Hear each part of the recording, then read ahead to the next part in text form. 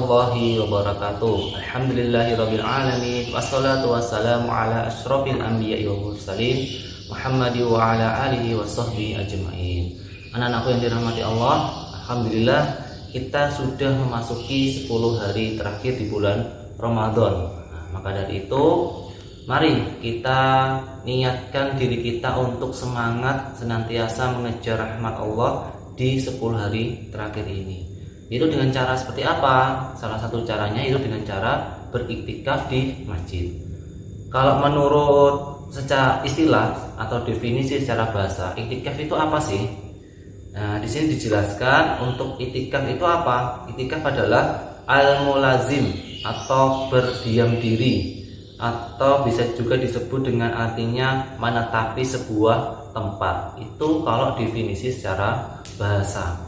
Namun kalau secara istilah, iktikaf itu sendiri bisa diartikan sebagai serangkaian aktivitas menepati sebuah masjid dengan melakukan serangkaian ibadah mendekatkan diri kepada Allah SWT. Nah, dari secara istilah ini sudah terlihat dengan jelas makna atau arti dari iktikaf itu sendiri. Bila mana kalian melakukan serangkaian iktikaf atau kita berniat iktikaf di masjid, namun ketika kita berada di masjid, kita hanya bercerita kepada teman, kita hanya bermain sendiri, apakah itu bisa dikategorikan iktikaf? Tentu tidak, karena hal tersebut bertolak belakang dengan istilah yang sudah saya sampaikan di awal tadi.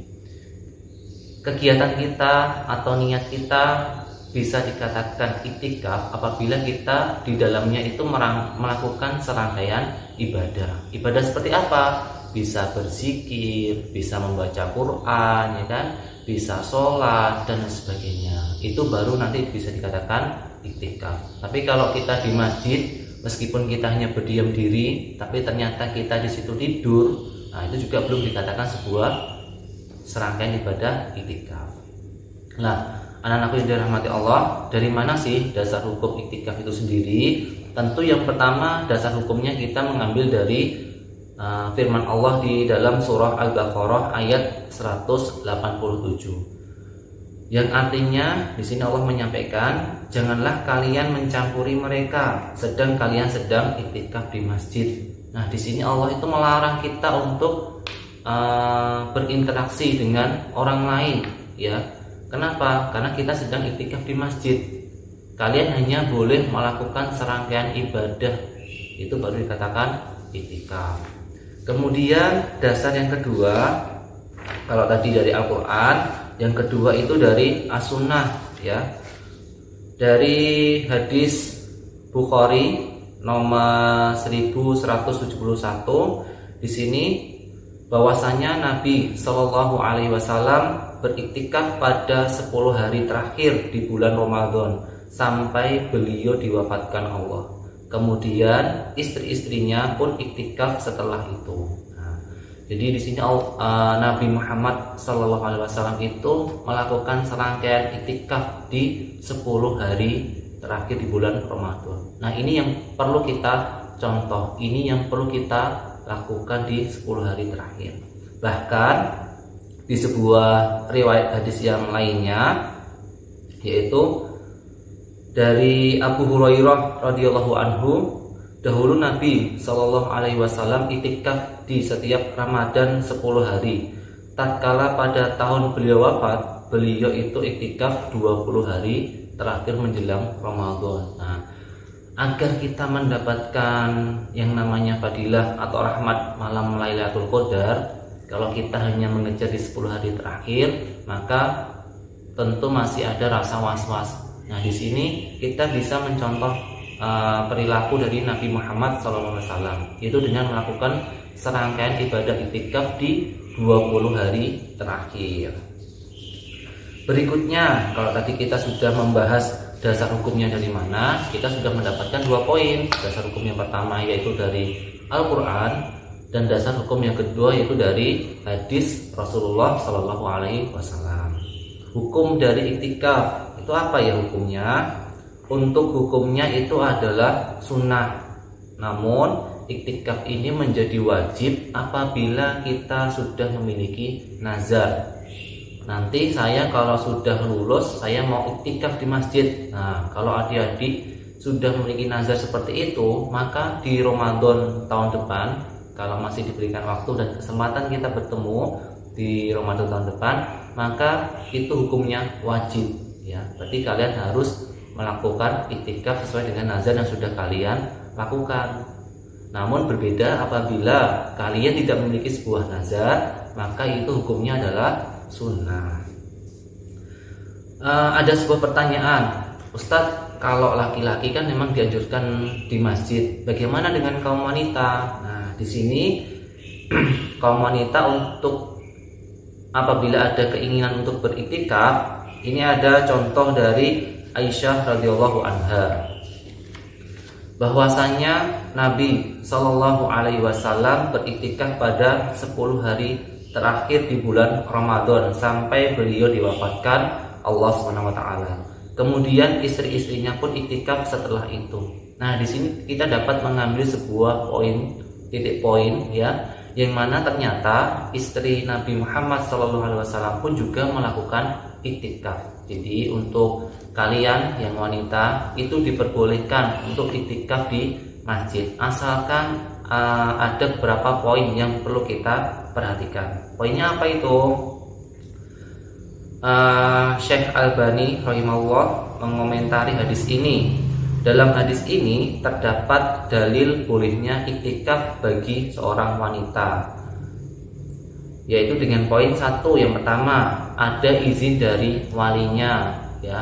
Kalau kalian tentu ada izin dari orang tua kalian. Kalau yang sudah menikah itu tentu atas izin dari suaminya. Itu yang pertama. Yang kedua, itu juga harus aman dari fitnah ya. Yang ketiga, yaitu aman dari berdua-duaan dengan lelaki.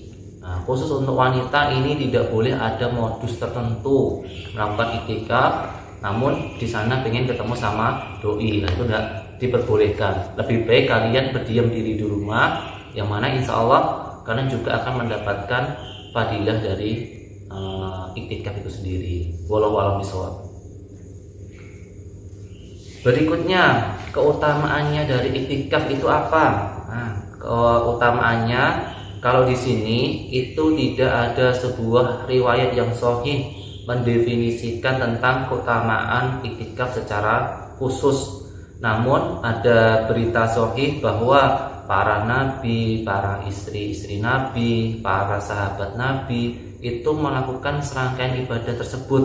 Nah, kalau Nabi SAW melakukan ibadah tersebut, kemudian istri-istrinya diikuti oleh para sahabatnya, maka kita sudah tidak perlu meragukan lagi kira-kira keutamaan dari ibadah ini apa sih.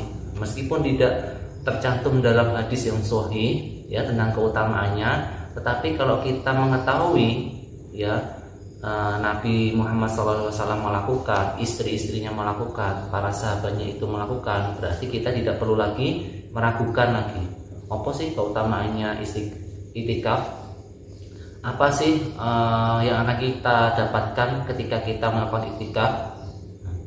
Nabi saja sudah melakukan, istrinya sudah melakukan, sahabat-sahabatnya sudah melakukan, maka kita juga perlu mencontoh atau mengikuti.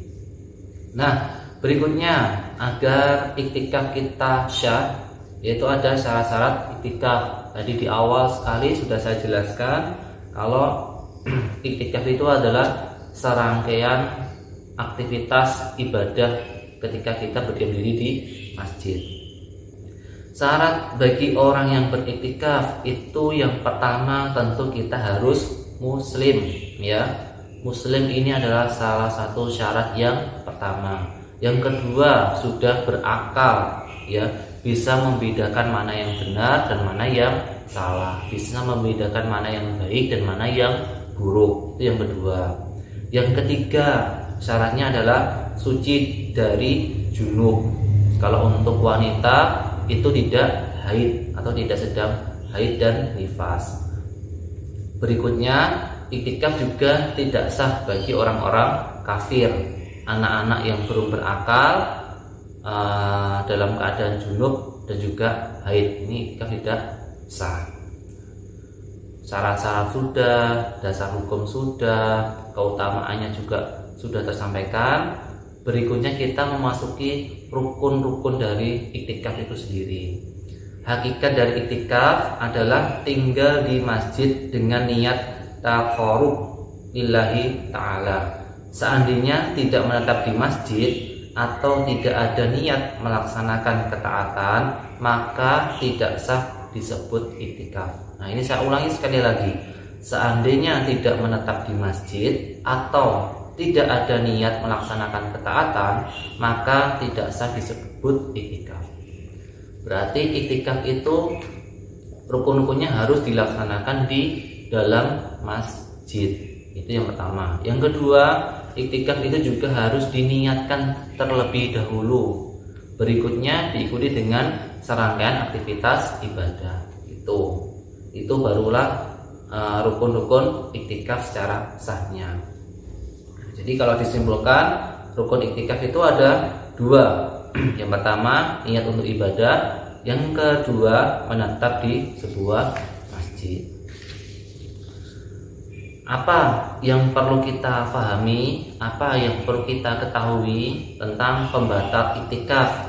Ya, yang pertama, secara sengaja keluar dari masjid tanpa ada keperluan walaupun hanya sebentar. Yang kedua, murtad. Ya. Yang ketiga, hilang akal. Yang keempat, gila. Dan yang terakhir adalah mabuk. Itu adalah beberapa syarat yang membatalkan iktikaf itu sendiri.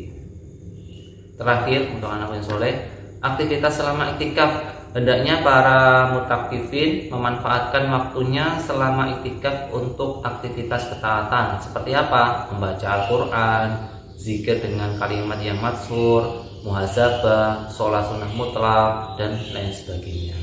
Itu ya anakku yang dirahmati Allah, yang saya sayangi.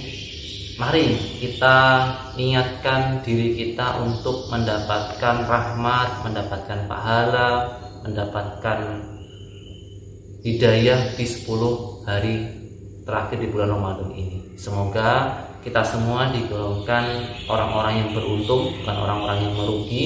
Karena kita sudah diberikan kesempatan bertemu di bulan Ramadan, maka kita pun juga harus berharap mendapatkan fadilah dari bulan Ramadan itu sendiri.